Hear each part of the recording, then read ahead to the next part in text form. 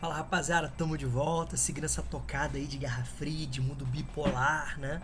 Entre disputas entre as duas principais potências geopolíticas do pós-Segunda Guerra Mundial, Estados Unidos e União Soviética, a gente vai dar, né, mais um passo importante aí sobre esse olhar diferenciado para o mundo pós-Segunda Guerra Mundial. Bacana? O que acontece? A gente vai perceber que cada ano após ano, né, após 1945, os acontecimentos iam, né, justificando esse termo de bipolaridade, esse termo de conflito, né? Formação de alianças econômicas, formação de alianças militares, formação de, né, de agências de espionagem, disputas, guerras quentes, né, medo, de fato, a divisão da Alemanha, né, a divisão da Coreia, né? Então, assim, a gente pode perceber que progressivamente o mundo vai ganhando essas feições, né, de bipolaridade. E isso. Né? Uma coisa é a gente analisar o hoje, o ontem. Outra coisa é o brilhantismo dos especialistas, né? Dos professores, analisando aquele contexto que eles viviam, criando projeções. Né? E uma das projeções muito importantes, uma das análises muito importantes, foi justamente, né, do professor francês Alfred de Salvé. Né? Ele é um economista, né, extremamente importante, trouxe várias contribuições. E ele que vai apresentar um olhar diferenciado e falar: caraca, o mundo foi dividido em dois. O mundo foi dividido em dois. De um lado nós temos uma área de influência socialista. Outro nós temos uma área de influência capitalista. Então, na verdade, nós temos dois mundos. O mundo pós-Segunda Guerra Mundial, na verdade, são dois mundos diferentes, né? Que estão prestes, né, a entrarem em conflito direto, iminente. Reparem que essa divisão, né, primeiro e segundo mundo, é uma divisão política ideológica. Reparem nisso, tá? De um lado nós temos os países capitalistas, de outro nós temos os países, né, socialistas, certo? Mas, mesmo assim, essa divisão não era uma divisão tão simples, tão fácil de fazer. Ah, beleza, então existem, né, no mundo países capitalistas, países socialistas, beleza. Então nós temos aí dois grandes grupos homogêneos. Pelo contrário, né? Os países eram extremamente heterogêneos, né? Mas, principalmente, essa grande diferenciação se dava sobre os países que apresentavam um histórico de exploração. Então você já deve estar imaginando que a gente está falando de uma América Latina, a gente está falando de África, a gente está falando de porções asiáticas, né? São regiões extremamente exploradas, espoliadas pelas potências, né, econômicas de cada período. Você deve estar imaginando isso. Dentro desse aspecto, surgiu a expressão terceiro mundo. Aí você fala: Rômulo, peraí, o primeiro mundo eu já entendi. Então, nós temos de um lado um mundo capitalista. Segundo mundo eu já entendi. Então temos de um lado o mundo socialista. Agora esse terceiro mundo, hein? Qual era a proposta dos caras? O que os caras queriam? Como assim um outro mundo? Parada estranha, confusa, complexa, né? Dá uma dica aí, não tô entendendo muito essa parada não. Então, galera,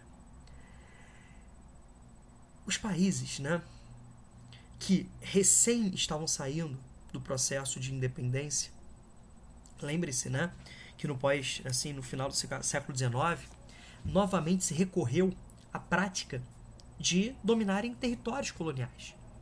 Novamente recorreram à prática de espoliação na busca de mercados, matérias-primas, áreas de investimento de capitais. Lembrem-se disso. Tá legal? Só que o mundo pós-Segunda Guerra Mundial vai ser outro. A Europa, a grande área metropolitana, já estava em dificuldades.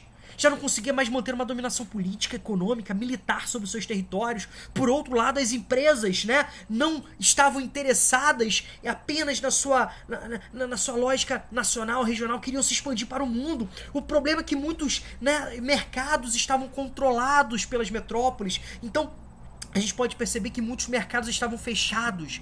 Então, o grande poder das empresas, a grande necessidade, né, de comércio planetário, bacana. E fora isso, a própria disputa entre Estados Unidos e União Soviética, juntamente com outros fatores, levam a uma grande emergência de movimentos de independência. Obviamente, a gente não pode esquecer da luta histórica contínua dos povos dominados. Tá legal? O que eu estou me referindo aqui é que o contexto histórico, né, era favorável. Que a luta é contínua, a organização, né, de resistência é contínua. Esses países, então, eles vão fazer parte do chamado terceiro mundo.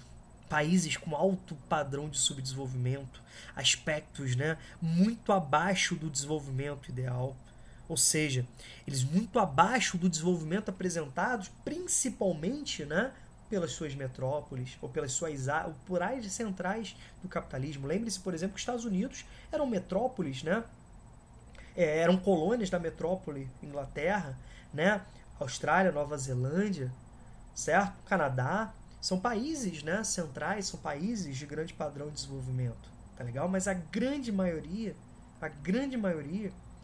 e são países que se libertaram, né, de uma forma precoce, tiveram outro processo, né, de independência, mas a grande maioria são países muito pobres, muito dependentes, economicamente falando, né? Conseguiram a sua independência política, mas não conseguiram a sua independência econômica. É nesse momento que, para diferenciar esse grupo, criou-se a expressão terceiro mundo, uma expressão que foi consolidada em 1955. Em 1955 aconteceu uma reunião envolvendo nações africanas e asiáticas recém-saídas do processo de independência, que se reuniram na Indonésia, na cidade de Bandung, daí o nome Conferência de Bandung.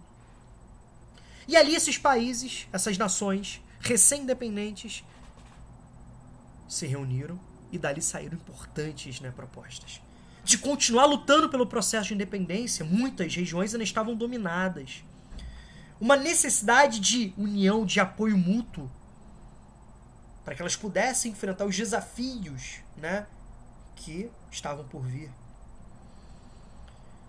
E ao mesmo tempo, elas vão até propor algo, né, interessante. Olha só, a gente saiu da dominação metropolitana, mas a gente não quer cair na dominação dos Estados Unidos ou da União Soviética. A gente não quer sair da frigideira para cair na fogueira. Então nós queremos o quê? Nós queremos um mundo independente. Nós queremos que o terceiro mundo seja independente, que o terceiro mundo, né, seja, né, uma terceira via, uma terceira opção. Então nós temos aí a criação do chamado terceiro mundismo.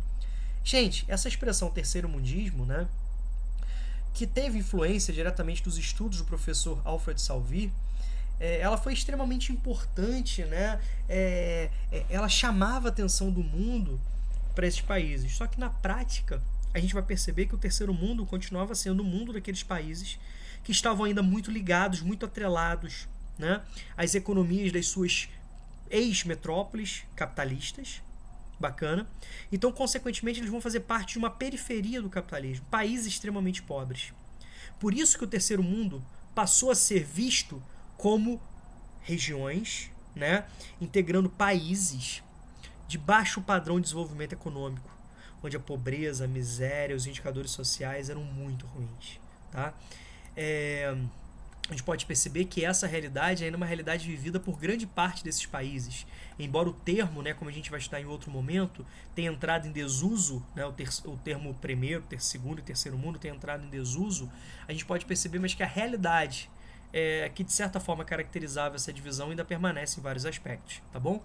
Então aqui, ó, para você marcar bem o que o Titio quis dizer, ó, primeiro mundo eram os países capitalistas de, setinha para cima, de alto padrão de desenvolvimento. O segundo mundo, né, que a gente analisou do mapa do professor, vou botar aqui de novo para vocês, ó, o mapa que a gente analisou do professor Alfred Salvi, ó, representando, ó, primeiro mundo, segundo mundo e terceiro mundo. Então o segundo mundo era justamente os países socialistas, né, de economia centralizada, de economia planificada, tá bom? A gente pode perceber que muitos apresentam até hoje um alto padrão de desenvolvimento, né? Muitos, inclusive, sentem saudade do período socialista porque as condições sociais eram muito boas, os serviços públicos, né? Saúde, educação eram muito bons, né? A presença do Estado era bem bacana. A gente pode perceber isso em algumas pesquisas, né? Como, por exemplo, no leste europeu, né? A própria Rússia, né? Na própria Federação Russa, né? Nas fraturas da Iugoslávia, né?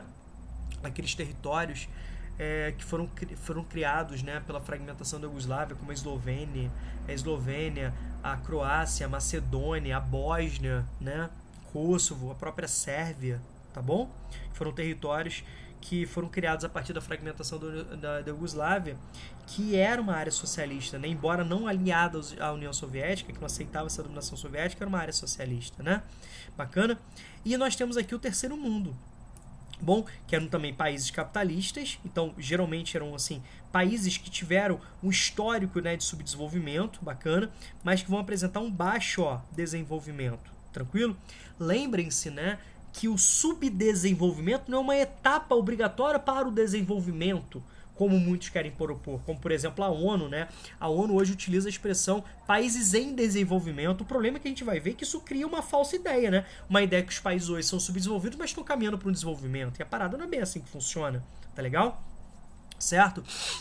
Falamos um pouquinho sobre a Conferência de Bandung, né, na Indonésia, em 1955, onde foi criado o conceito, né, de não alinhamento, uma terceira via, né? Eles eram favoráveis a não alinhamento na Guerra Fria, certo? Mas isso foi praticamente impossível, tá legal? Né? Que ao longo do tempo virou sinônimo de países da periferia do sistema capitalista, tá bom? Então, isso aí é extremamente importante, tá? Então, espero que eu tenha ajudado. Tá bom? No próximo bloco de aulas aí a gente vai estudar sobre outras formas de regionalização que foram sendo apresentadas, né, à medida que essa divisão primeiro, segundo e terceiro mundo passou a entrar em desuso, né, devido às próprias transformações que o mundo, né, enfrentava, passava, e tá bom? Aqui. Por hora, obrigado aí pela atenção de vocês, grande abraço, beijão, saudades, tá bom?